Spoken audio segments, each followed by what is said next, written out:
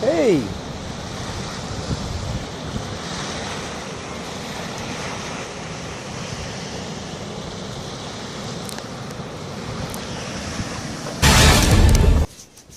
Okay.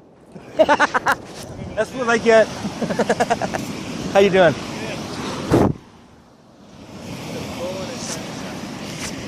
He's a star. Pretty chocolate. What is that? A lab mix? I guess. I don't know. It belongs to these volleyball girls. Never actually met them. Their dog is always wandering the beach, and she plays really well with mine.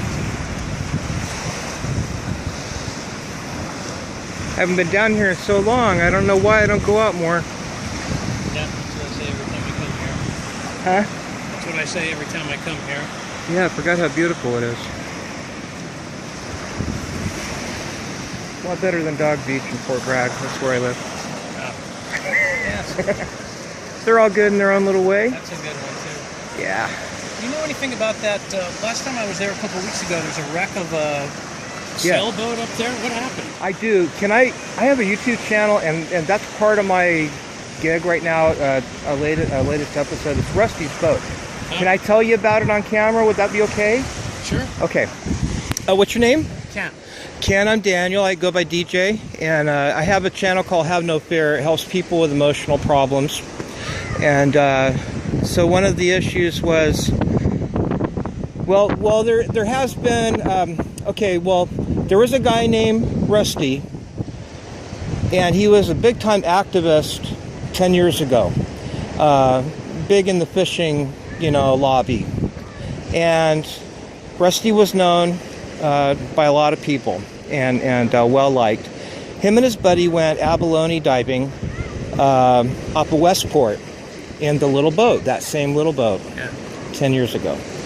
And his buddy went in the water first, so it looked like the coast was clear, and as soon as Rusty dived off the boat, he went straight into the mouth of a great white shark. I heard about that. His head was decapitated immediately, and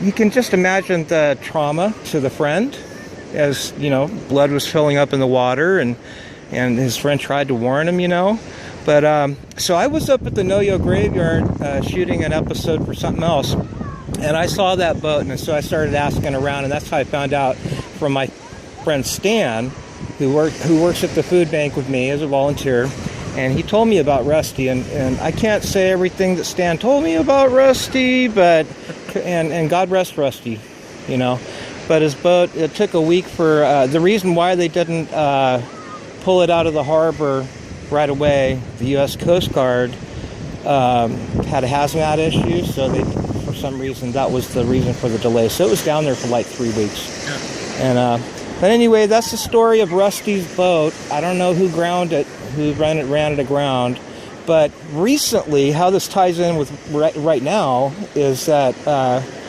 there was a great white spotted by a friend of mine at Glass Beach 4 days ago. Oh. Yeah. Close to shore.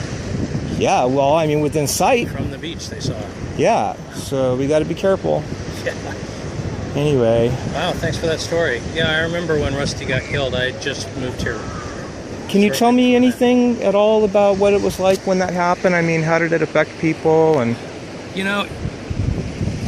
not making it all about me. It was kind of personal for me because I had moved from Solana Beach to Cambria, and the beach where I used to surf in Solana Beach, somebody got killed by a great white there shortly after we moved, and then right before we moved from Cambria to here, somebody got killed by a great white swimming at Avila Beach nearby. I can't imagine. And so it just seemed weird. It's so rare to have somebody killed by a great white, but to have it go from the beach I lived at to the beach I lived at to the beach I just moved to was just kind of a bizarre coincidence. It kind of gave me a lot of pause. I'm a surfer, but I haven't really surfed that much since I've been out here. Well, you might be a shark magnet, but I'm a Jezebel magnet, so we all magnetize something dangerous, right? True. Tell me your name again? Ken.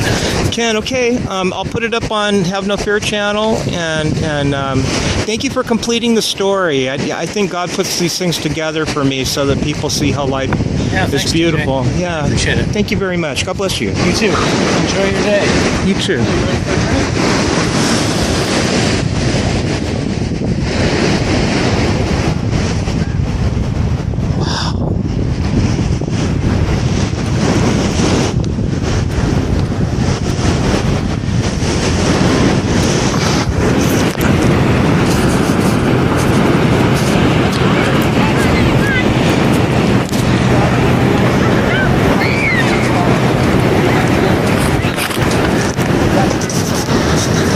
Takes everything a man has and owns and trusts in.